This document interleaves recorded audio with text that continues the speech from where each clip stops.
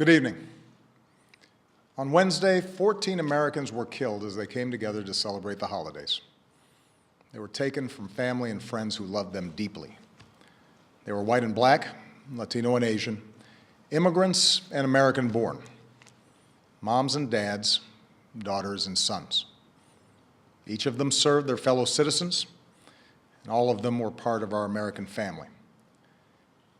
Tonight I want to talk with you about this tragedy, the broader threat of terrorism, and how we can keep our country safe. The FBI is still gathering the facts about what happened in San Bernardino, but here's what we know. The victims were brutally murdered and injured by one of their co-workers and his wife. So far, we have no evidence that the killers were directed by a terrorist organization overseas or that they were part of a broader conspiracy here at home. But it is clear that the two of them had gone down the dark path of radicalization, embracing a perverted interpretation of Islam that calls for war against America and the West. They had stockpiled assault weapons, ammunition, and pipe bombs. So this was an act of terrorism designed to kill innocent people. Our nation has been at war with terrorists since Al-Qaeda killed nearly 3,000 Americans on 9/11. In the process, we've hardened our defenses, from airports to financial centers to other critical infrastructure. Intelligence and law enforcement agencies have disrupted countless plots here and overseas and worked around the clock to keep us safe. Our military and counterterrorism professionals have relentlessly pursued terrorist networks overseas, disrupting safe havens in several different countries, killing Osama bin Laden, and decimating Al-Qaeda's leadership. Over the last few years, however, the terrorist threat has evolved into a new phase. As we've become better at preventing complex, multifaceted attacks like 9/11, terrorists turn to less complicated acts of violence like the mass shootings that are all too common in our society. It is this type of attack that we saw at Fort Hood in 2009, in Chattanooga earlier this year, and now in San Bernardino. And as groups like ISIL grew stronger amidst the chaos of war in Iraq and then Syria, and as the internet erases the distance between countries, we see growing efforts by terrorists to poison the minds of people like the Boston Marathon bombers and the San Bernardino killers.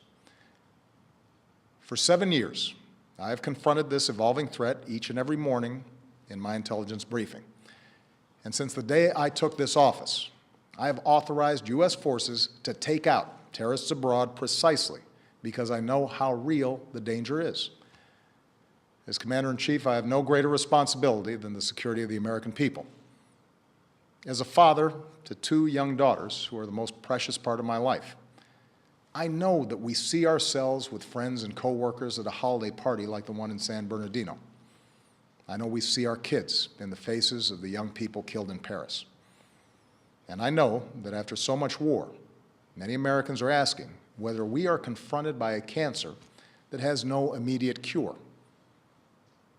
Well, here's what I want you to know. The threat from terrorism is real, but we will overcome it. We will destroy ISIL and any other organization that tries to harm us. Our success won't depend on tough talk or abandoning our values or giving in to fear. That's what groups like ISIL are hoping for. Instead, we will prevail by being strong and smart, resilient and relentless, and by drawing upon every aspect of American power. Here's how. First, our military will continue to hunt down terrorist plotters in any country where it is necessary. In Iraq and Syria, airstrikes are taking out ISIL leaders, heavy weapons, oil tankers, infrastructure. And since the attacks in Paris, our closest allies, including France, Germany, and the United Kingdom, have ramped up their contributions to our military campaign, which will help us accelerate our effort to destroy ISIL.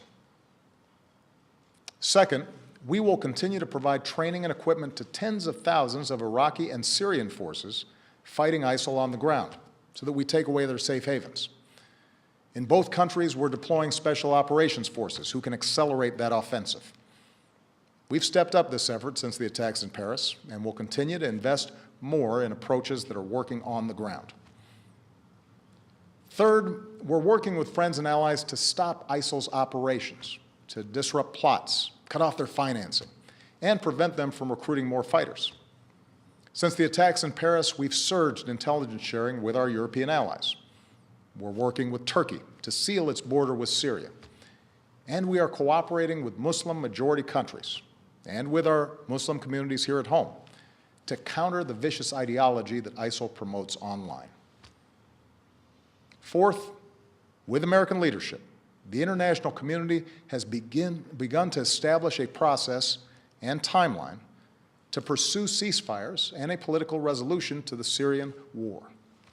Doing so will allow the Syrian people and every country, including our allies, but also countries like Russia, to focus on the common goal of destroying ISIL, a group that threatens us all. This is our strategy to destroy ISIL.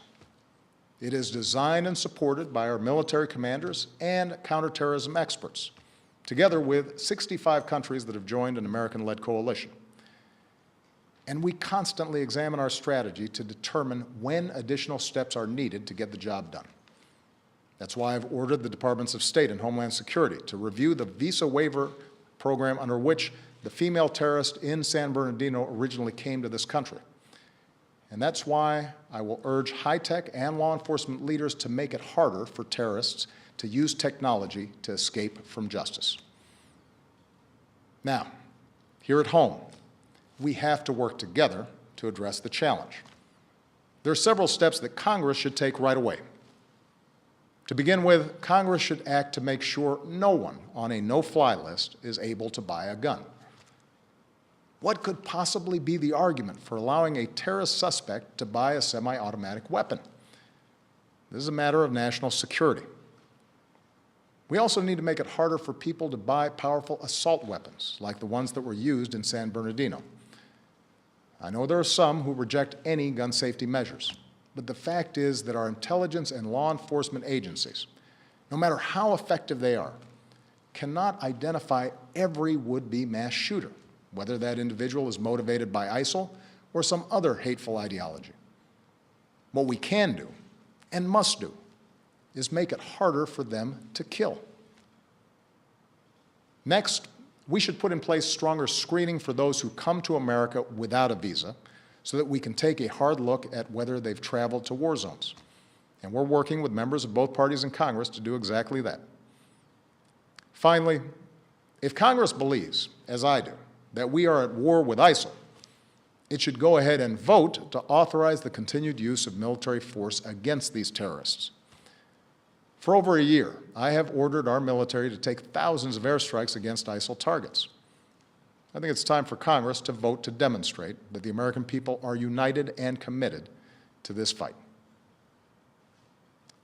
My fellow Americans, these are the steps that we can take together to defeat the terrorist threat. Let me now say a word about what we should not do. We should not be drawn once more into a long and costly ground war in Iraq or Syria. That's what groups like ISIL want. They know they can't defeat us on the battlefield. ISIL fighters were part of the insurgency that we faced in Iraq. But they also know that if we occupy foreign lands, they can maintain insurgencies for years, killing thousands of our troops, draining our resources, and using our presence to draw new recruits. The strategy that we are using now, airstrikes, special forces, and working with local forces who are fighting to regain control of their own country, that is how we'll achieve a more sustainable victory. And it won't require us sending a new generation of Americans overseas to fight and die for another decade on foreign soil. Here's what else we cannot do. We cannot turn against one another by letting this fight be defined as a war between America and Islam. That, too, is what groups like ISIL want. ISIL does not speak for Islam. They are thugs and killers, part of a cult of death. And they account for a tiny fraction of more than 1 billion Muslims around the world, including millions of patriotic Muslim Americans who reject their hateful ideology. Moreover, the vast majority of terrorist victims around the world are Muslim. If we're to succeed in defeating terrorism, we must enlist Muslim communities as some of our strongest allies, rather than push them away through suspicion and hate. That does not mean denying the fact that an extremist ideology has spread within some Muslim communities. There's a real problem that Muslims must confront without excuse. Muslim leaders here and around the globe have to continue working with us to decisively and unequivocally reject the hateful ideology that groups like ISIL and al-Qaeda promote, to speak out against not just acts of violence, but also those interpretations of Islam that are incompatible with the values of religious tolerance, mutual respect, and human dignity. But just as it is the responsibility of Muslims around the world to root out misguided ideas that lead to radicalization, it is the responsibility of all Americans, of every faith, to reject discrimination. It is our responsibility to reject religious tests on who we admit into this country. It's our responsibility to reject proposals that Muslim Americans should somehow be treated differently. Because when we travel down that road, we lose. That kind of divisiveness, that betrayal of our values, plays into the hands of groups like ISIL. Muslim Americans are our friends and our neighbors, our co-workers, our sports heroes. And yes, they are our men and women in uniform who are willing to die in defense of our country. We have to remember that. My fellow Americans, I am confident we will succeed in this mission because we are on the right side of history. We were founded upon a belief in human dignity, that no matter who you are or where you come from or what you look like or what religion you practice, you are equal in the eyes of God and equal in the eyes of the law. Even in this political season, even as we properly debate what steps I and future presidents must take to keep our country safe, let's make sure we never forget what makes us exceptional. Let's not forget that freedom is more powerful than fear.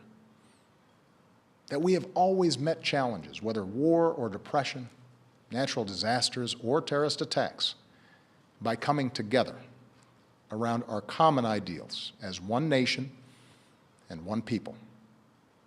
So long as we stay true to that tradition, I have no doubt that America will prevail. Thank you.